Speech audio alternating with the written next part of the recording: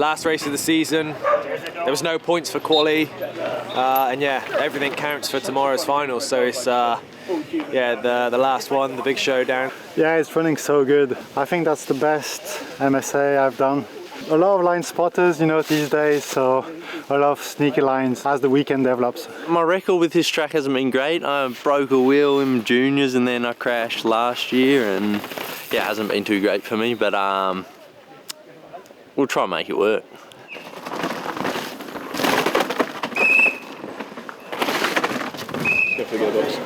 What's happening today?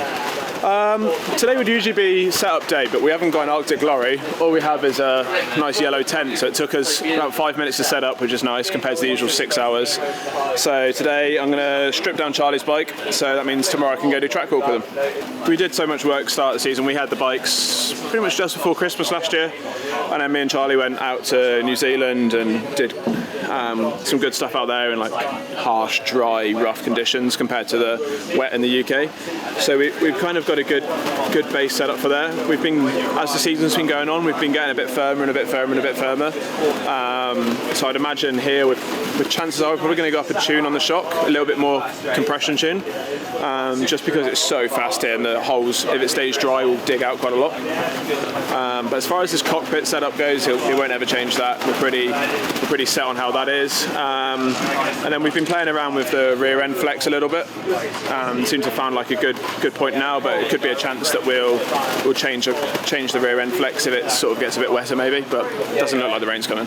Kind of try to make a grip that was a bit more better for his hand, so it's got a bit of velcro around it to fatten it up where his finger was, because he couldn't like close it fully, so that was to make the grip a bit flatter there. And then we put a bar end on so that he could relax his grip a little bit and like rely on the bar end holding his hand on. Other than that, there's not a lot we could do. Like, we couldn't really go too soft on the bike because the holes were so deep that if we went softer to make it nicer for him, he was just going to blow through and probably have a crash. So we kind of just had to take a load of painkillers and deal with it. Dislocated my finger second practice run at Lake Placid.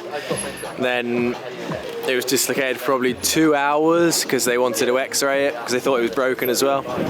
So yeah, got it x-rayed, got back, did one like roller in time training, and then yeah, tried quali, but just didn't know where I was going enough, and I think maybe 3.5 seconds was what I missed the quali by. So yeah, bit annoying, but yeah, I could barely hold on to the bars, so yeah, gave it a good effort. New bike's been sick. Obviously with a new bike it's always a bit of an unknown coming into the race season, but we did loads and loads of prep and got it as best as we could before the season started. I feel like when we've been racing, it's been really hard to try and develop the bike as well, because there's still things I feel like we can improve on. So yeah, we got a good few things to work on this off season, and yeah, come back next year swinging. In terms of suspension, we normally do have a pretty standard setting, and we'll often just go from that to start with, and then yeah, what we're feeling on the track, this type of track, if it's steep, flatter. So yeah, we do have a base setting, and then yeah, work from that.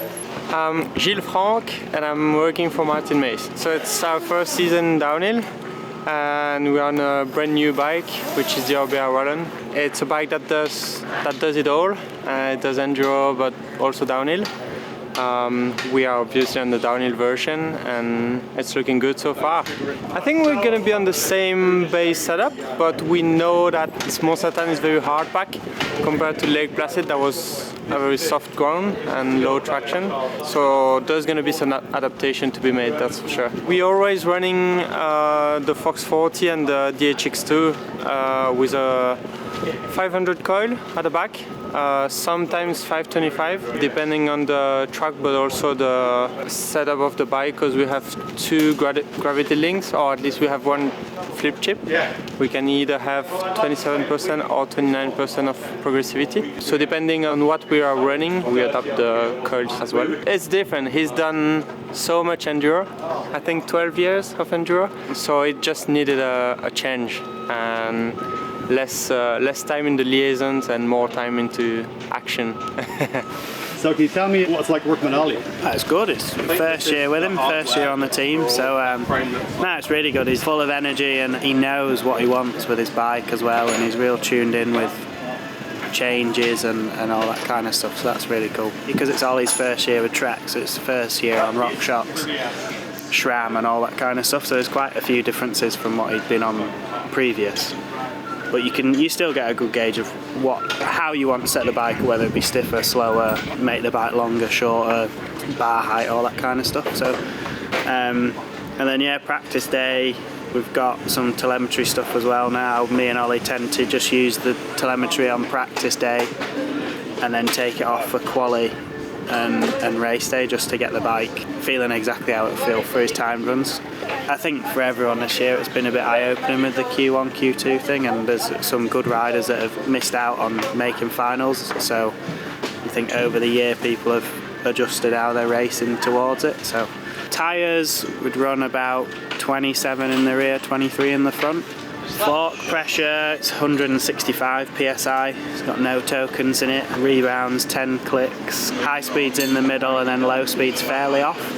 So a fairly neutral, I think anyway, fairly kind of middle ground fork setting and nothing crazy. Then the shock is the same, a Vivid RockShox, 450 spring,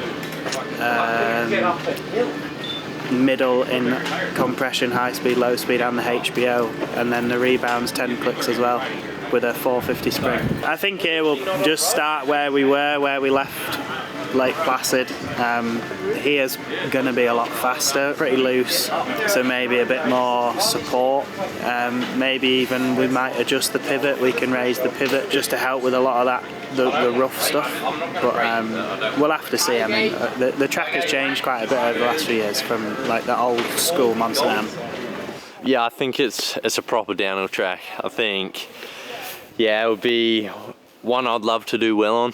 I think if you do well here, it proves you're a really good racer. But yeah, big fan. It's pretty flat out, like fast, gnarly track. So I think we got a few areas where we can play with the main pivot.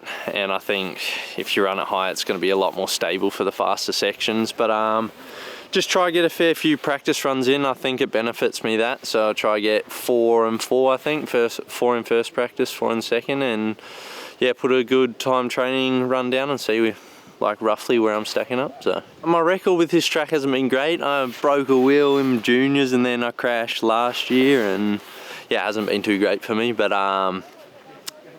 we'll try and make it work. I think running is still go-kart. Track was good fun actually. It got rough in bits, but overall it was a bit more simple than we thought. But yeah, I had a good downhill, a few flats, but I think like everyone was coming down with a few of them, and a few changes to the bike just to get it to be a bit more settled through the rocks because it's so rough through there, and overall the track's pretty high speed. But yeah, it was good downhill for me. We started off in the morning, we changed the idler tooth, so we went to a bigger range, more teeth from 16 to 19.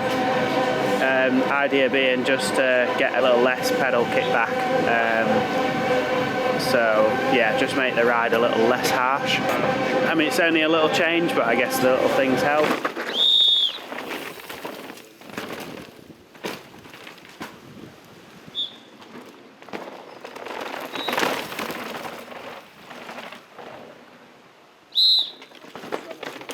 How's the track today? Yeah, it's running so good. I think that's the best MSA I've done so far. Like the dirt conditions is insane, and the sun's shining, the colors are beautiful on the trees, so what else could we ask for? Any hidden lines, any kind of secrets to going quick here? Yeah, there is always, yeah. That's why I stopped here. There was nothing special, but you know, I see on the cameras that there was a potential inside here, and I was like, oh, I'm going to stop to double check. A lot of line spotters, you know, these days, so a lot of sneaky lines as the weekend develops. What's your bike setup this week? I feel like we have a good base now on any tracks that we show up at the World Cup. It seems to be working okay, but I'm really enjoying myself, and the bike setup is really good so far. So I just want to keep going and keep going faster. Practice was really good actually. Track was insane. I think the combination of the belt bike and the high speed like nature of this track, it just fitted really well. So yeah, had a really good day. I did 6 or 7 laps, so quite a few laps. Changed the shock, rebounded a little bit. Actually went a little bit faster. And then fork PSI stayed the same. Everything pretty much stayed the same apart from that change on the shock. But yeah, apart from that, no changes. Yeah, had some really good sectors, I think, when I looked at the time training results. So yeah, keen for qualifying today. Probably 2 runs this morning for practice, and then straight into Q1. Fingers crossed we're through Q1. That's the plan anyway. I took a lot of risk in some section to go a little bit faster than in practice. I'm so glad it paid off. I didn't want to do it again in Q2 this afternoon. So yeah, 20th, second time lucky this season, 20th in Q1. I'm gonna have to go to the church when I go back home. I think there is a bit more time to find on tracks, but also on the bike potentially tomorrow. So hopefully I can go a little bit faster this time, because last weekend I was quite disappointed not improving my time from Q1 in final. So hopefully I can do that tomorrow, and season over then. Ollie Davis maintenant, le Czech Factory Racing. Ollie motoring here, going to be top 20.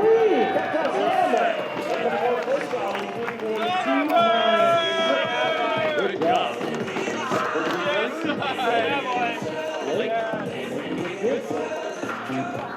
Feeling good? Good boy, man. Feel good? Yeah, should do it. Like, yeah. How was your run? Pretty solid. Like, actually, I wasn't as nervous in the gate. I've built up a bit of confidence from last week again. So I was in the gate the whole run. I felt like so in the zone, which I haven't had in a long time. And yeah, I was just pushing. I'm like, come on, like, let's do it. And then I'm in P14 at the moment. I think that should be in, but just faded at the bottom to a bit, and I noticed in my run. So yeah. Charlie Hatton, la Grande-Bretagne, Made it through Q1, 18th place, so pretty touch and go at the end there, watching the live timing, just like fingers crossed. But yeah, stoked to get through, and also stoked for Wayman as well. We ended up 12th, so yeah, both the Hatton bikes are in. So yeah, pretty solid quali. Last race of the season, there was no points for quali, and yeah, everything counts for tomorrow's finals. So it's yeah, the last one, the big showdown. So yeah, pretty stoked for it. So here we go with Mont-Sainte-Anne. Can he disrupt the order of things right now with our top 3 on the hot seat? So it looks like Jack, a rear puncture for Mont-Sainte-Anne. Well, that's part of the game, and he's not the only one who got caught. No, sir. With the Martin Maes, how was your weekend? Up and downs, I would say. Disappointed, obviously, to get a punctures today, but that's part of the game, I guess. Yeah, I just wanted to give more today, but was limited with a puncture halfway down, and couldn't do much about it. It's frustrating to end up the season like this, but you always need to give it a chance, and I felt like today I wanted to give it a chance and finish on a good note this season, but unfortunately it wasn't meant to be. At the same time, if I reflect on the years we had as a brand new bike that we got in January this year, and the non-experience that Albert has in the business, I think we've done fairly good. So I think I will need a few days to reflect on the positive, but overall it's been a good season, and I'm ready for a good off season, do a lot of work on the bike, and come back stronger next year.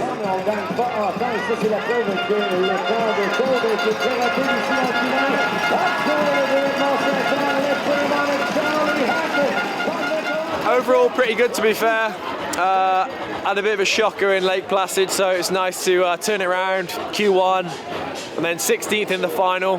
I mean, not what I'm aiming for, to be honest, but yeah, still a solid result with the current climate of the racing. It's pretty insane at the minute, the speed, and yeah, pretty happy going into the off season, healthy, got some things to work on with the bike, so yeah, pretty stoked overall. Oh, track was absolutely insane. I mean, I think if you describe downhill to someone, I think that is the perfect explanation. It's so fast, so rough, and yeah, unreal. Such a good track to end the season on. De la Trek Factory Racing D8 avec Ollie Davis. Yeah, it was pretty good. Ended up P14, so same as quali. I'm pretty happy with that, to be honest.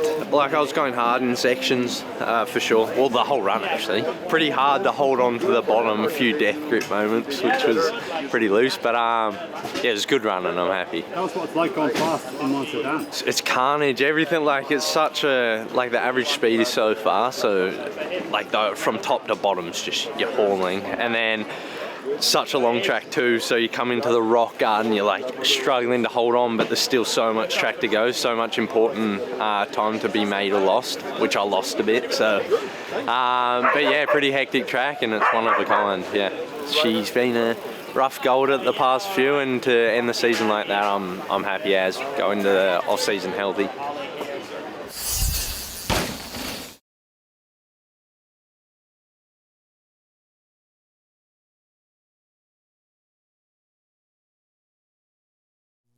Thank you.